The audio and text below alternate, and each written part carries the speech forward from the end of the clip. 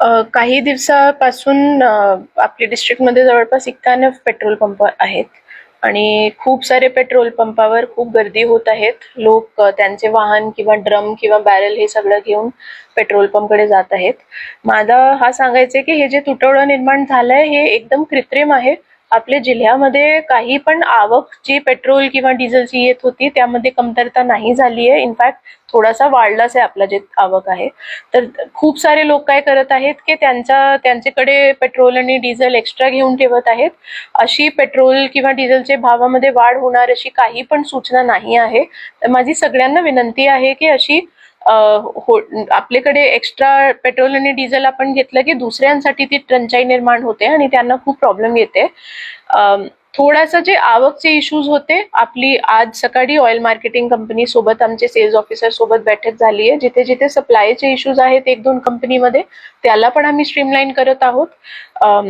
काल एक order pass केलाय ज्यामध्ये पेट्रोल आता लूज बॉटलमध्ये किंवा ड्रम मध्ये आजपासून अलाउड नाही आहे. हे ऑर्डर्स आज आम्ही पेट्रोल पंपाकडे त्याची अंमलबजावणीसाठी पण पाठवत आहोत.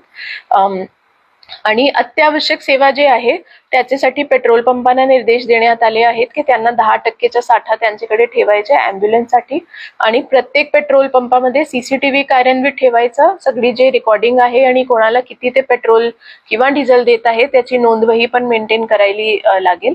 सगळे लोकांना माझी विनंती आहे की आपण असंच जर होर्डिंग आपली झाली किंवा कृत्रिम टंचाई निर्माण झाली तर प्रशासनाला पण कठोर निर्णय यापुढे घ्यायला लागेल. तर माझी विनंती आहे की जितका आपल्याला गरज आहे एक दिवसात पेट्रोल किंवा डिझेलची किंवा आपल्या कामांसाठी तितकंच पेट्रोल आणि डिझेल आपण घ्यावा आणि दुसऱ्यांसाठी ही टंचाई निर्माण झाली की दुसऱ्यांना खूप प्रॉब्लेम येईल आणि डिस्ट्रिक्टमध्ये खूप एक पॅनिकचा निर्माण होतोय. तर त्यामुळे ही सगळ्यांची मला वाटते पर्सनल रिस्पॉन्सिबिलिटी पण आहे की एक सामाजिक जर आपला कॉमन काहीतरी प्रॉब्लेम निर्माण झाली आहे तर त्यामध्ये सामाजिक जी आपली जबाबदारी आहे ती आपल्याला पाळली पाहिजे.